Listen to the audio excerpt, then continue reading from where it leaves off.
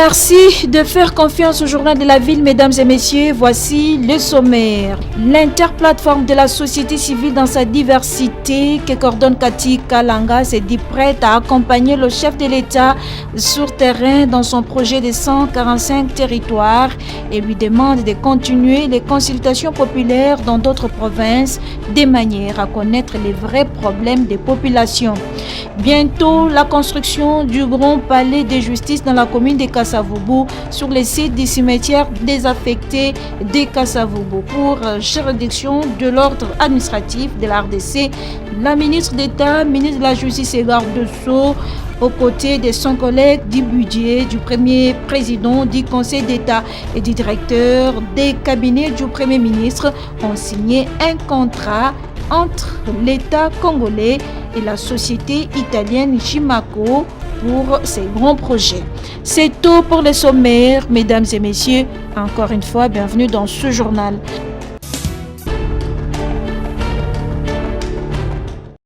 La ministre d'État, ministre de la Justice et garde de Sceaux, Rose Mutombo Kiese, aux côtés de son collègue du budget, Aimé Boji, du premier président du Conseil d'État, le professeur Félix Vundawe Tepemako, et du directeur des cabinets du Premier ministre, ont signé ce mercredi 26 janvier 2022 les contrats entre l'État congolais et la société italienne Jimaco pour la construction du Grand Palais de Justice dans la commune de Kasavubu sur les sites du cimetière désaffecté de Kasavubu pour les juridictions de l'ordre administratif de la RDC. Rose Mutombo a déclaré que c'est avec joie qu'elle a pris la parole à cette occasion puisqu'elle fait partie de ce conseil d'État. C'est une joie pour moi d'apposer ma signature pour un bâtiment qui est le nôtre au niveau du Conseil d'État. Et on espère que ce bijou tel qu'il est présenté, ça sera une fierté pour le pays et une fierté pour les pionniers du Conseil d'État que représente le premier président du Conseil d'État. Et d'enchaîner que on est venu démarrer un projet et nous osons croire que ce projet va réellement démarrer puisque ça fait plus d'une année qu'on en parle et ça sera une bonne chose que dans les 18 mois du projet que nous puissions palper réellement ce beau bijou-là. Rose Mutombo a loué ses partenariats et a par ailleurs remercié le premier président du Conseil d'État qui a eu à négocier ces beaux projets. Le premier président du Conseil d'État, le professeur Vundawe, a salué la présence de la ministre d'État, Rose Mutombo Kiese, qui a représenté le plus haut responsable de la République pour la signature du contrat de construction d'un grand palais de justice moderne.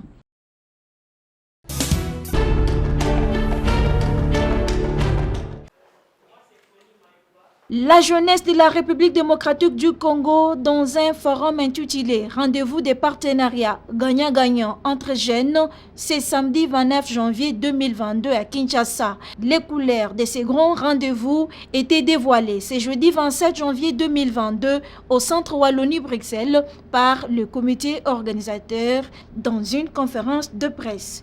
Les jeunes s'expriment.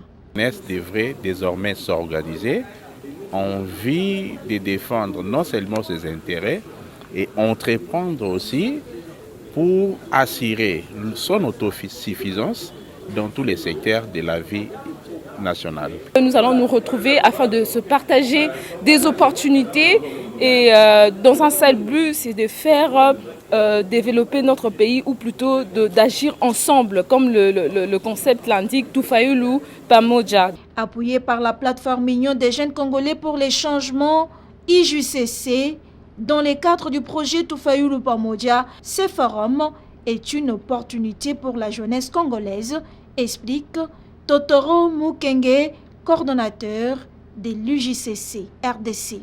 L'idée, c'est de d'amener tous les jeunes députés, les jeunes sénateurs, les jeunes ministres, avec leurs pairs que nous sommes, qui ne sont pas dans des postes de décision, mais aussi avec des jeunes qui ont de l'ambition et qui sont candidats à des postes de décision demain, pour qu'il y ait ce cadre où les jeunes, notre génération, se rencontrent pour parler de nos problèmes. Et comme vous l'avez suivi, il y a plusieurs thématiques, il y a plusieurs qui intéressent les jeunes, entre autres l'entrepreneuriat, l'économie, les finances, mais aussi la politique.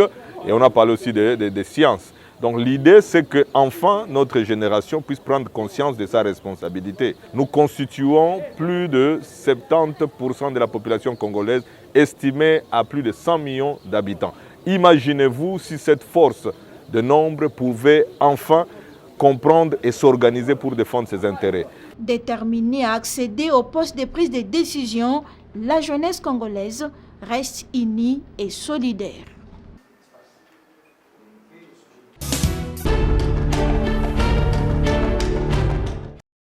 Nouvelle année 2022, les acteurs de la société civile réunis au sein de l'interplateforme de la société civile dans sa diversité, coordonnée par Cathy Kalanga, demandent au président de la République, Félix Antoine Tshisekedi Tshilombo, de continuer avec les consultations populaires dans d'autres provinces, de manière à connaître les vrais problèmes des populations et de se rendre compte de l'effectivité des réalisations des projets. C'était au cours d'une cérémonie d'échange de vœux organisée ce jeudi 27 janvier 2022 à Kinshasa au Centre pour handicapés physiques. Cathy Kalanga est coordonnatrice de l'interplateforme de la société civile dans sa diversité. La société civile recommande ce qui suit au chef de l'État de continuer les consultations populaires dans d'autres provinces de manière à connaître les vrais problèmes des populations et se rendre compte de l'effectivité des réalisations des projets. À ce titre, consciente que le développement doit partir de la base, la société civile dans sa diversité soutient et encourage les projets de développement de 145 territoires qui va entraîner la participation populaire au budget de l'État, répondant ainsi à votre vision. Ce que nous appelons gestion participative. De suivre de près, en tant que garant du bon fonctionnement des institutions du pays, le processus électoral de manière à ce que la CENI respecte l'échéance de 2023, piste de solutions qui contribuent à la bonne marche du pays. De continuer à valoriser la femme, comme il est fait d'ailleurs, en s'appuyant sur les femmes technocrates ayant l'expertise dans leur domaine sectoriel pour arriver au respect de l'article 14 de la Constitution.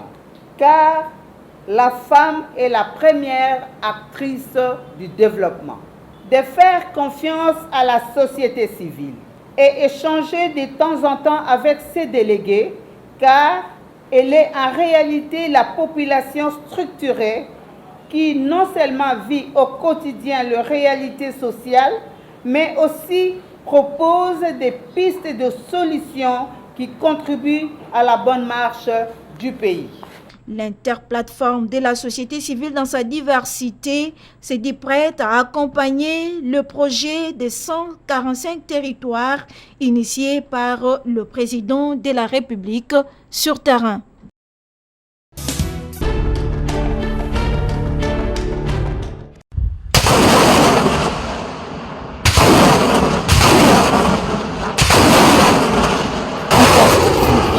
Des forces armées de la République démocratique du Congo ce 26 janvier 2022 sur les collines de Nyesisi et Ngugo après une attaque de type M23 avec leurs alliés du Rwanda qui ont tenté l'aventure depuis le 24 janvier 2022 à 23h.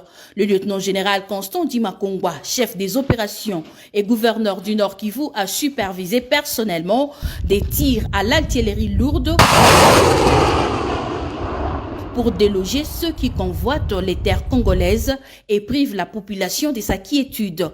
Le 34 16e régiment, la garde républicaine, mais aussi les fantassins mis à l'œuvre ont montré leur détermination à en finir avec cette rébellion dont l'approvisionnement en armes et munitions reste une interrogation pour les citoyens congolais. Pendant cette descente d'inspection et des reconforts du gouverneur militaire sur la ligne de front, les civils ont eu l'assurance de ne pas être dépossédés de leurs terres malgré la peur qui les animait. Cette attaque des Rougari dans le territoire de Rutshuru vise à couper la route et occuper Rumangabo, un centre militaire en vue de monter les enchères du côté M23. La population est appelée à garder son calme et appuyer son armée pendant cette guerre.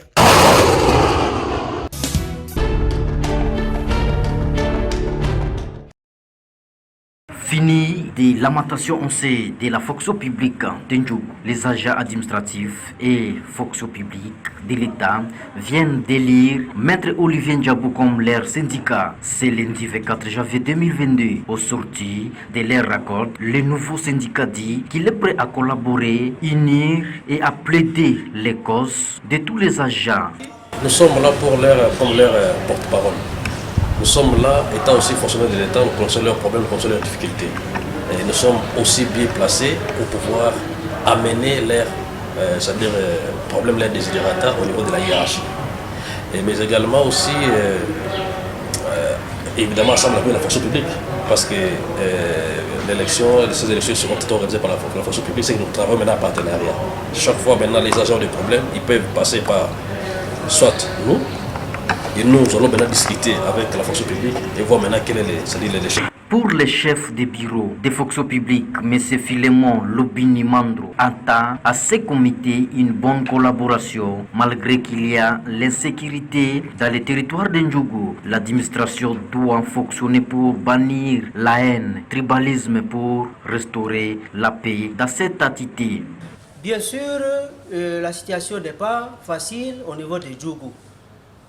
Nous osons croire que tant bien que mal, l'administration est en train de fonctionner parce qu'il y a les services habilités pour la protection des agents, qui est le service de l'État, l'armée, la seule armée, les FARDC sont mieux placés à notre disposition pour la sécurité des agents de l'État. D'ailleurs, pour le moment, pendant cet état de siège, nous avons un administrateur militaire. Et nous allons croire que nous allons bien travailler avec une étroite collaboration. Et ce que je pouvais encore demander à ce comité, c'est de bannir la haine, bannir aussi le tribalisme, de réunir tous les agents, parce qu'à Ndjougou, nous sommes vraiment des tribus confondues. Nous, tout le monde se retrouve à Ndjougou, donc ils doivent être là pour réunir tous les agents. Et je pense que ça doit être aussi une occasion pour aussi sensibiliser les agents de l'État au processus même de cohabitation pacifique, de renforcer encore la relation entre les communautés, et tout cela, je pense. Signalons que c'est pour la première fois que cette initiative voit le jour dans ce territoire.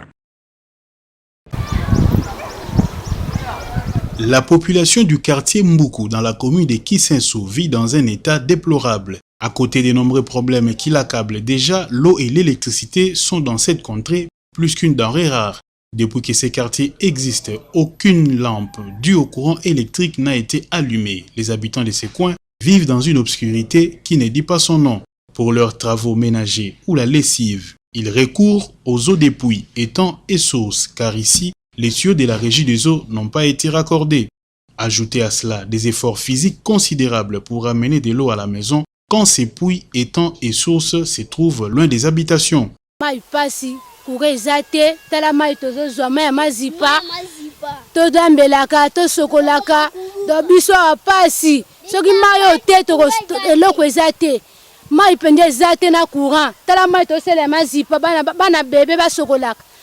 Donc, eloko ezate en tout cas botela biso bosunga koto botala koto penza ba kote monsieur za bien mais koto penza pasi mai ezate ba balabala ezate courant ezate posala biso zala bobongisa biso ba balabala na mai na courant alors biso to na pasi makati biso ko ba maladie makamunyo surtout pour na biso population to na souffrance makati alors na ibagate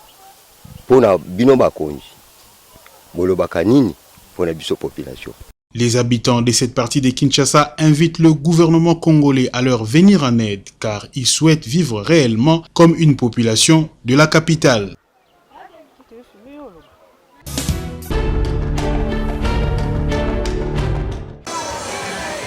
Nous sommes au quartier Livoulou dans la commune de Lemba. Ici, aucune parcelle ne possède de robinet. L'eau potable n'existe pas dans cette partie de Kinshasa.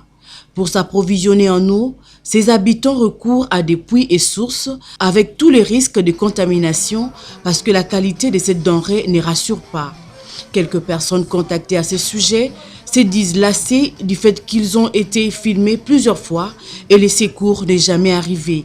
Finalement, quelques-unes ont prêté leur voix dans le souci de se faire entendre par les autorités.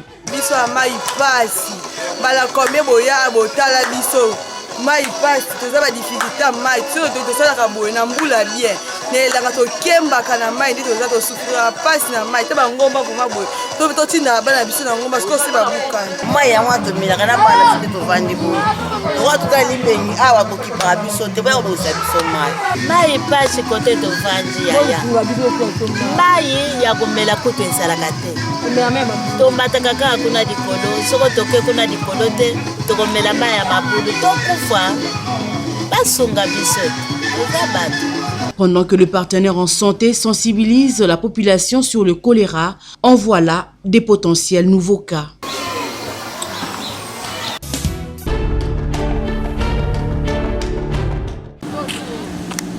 Nous sommes au village Impuru Ambakana où les reporters du journal de la ville ont trouvé une dame répondant au nom de Mumpuru. Celle-ci a préféré la débrouillardise et s'est lancée dans la fabrication de chikwang pour aller les vendre au marché qui porte le nom de ce village en vue d'aller nourrir son foyer. Selon elle, c'est en 1982 qu'elle a commencé avec ces métiers avec lesquels elle a pu scolariser ses enfants. Musalo papa ngana bande ngo banda 82. Kaka musalo. Na tagisi bana ngaka musalo. Okanga kwanga ochema nyoko na mai. Après, au bimisi au pompe, allez au bandi ko lamba. Lambi au kati, na keteka. Mosala nanga na sala. Na teka kango na wendi. Wendi ya Impuru. Elle révèle par contre les difficultés rencontrées dans son travail journalier. Omona ta mususu manyoko 2 mois to zwakate. To lukaka to zwakate. Mboka ko sala bilanga ezate. Ba tracteur peut passer. Eloko biso zonyo kama awa. Tracteur ezate, mbongo ezate, omora ta musu akangi kwanga boy. 4 jours ka côté ka bazo sombate. Elles sont à encourager toutes ces femmes qui se coupent en 1000 morceaux en vue d'arriver à nouer les 2 bouts de mois.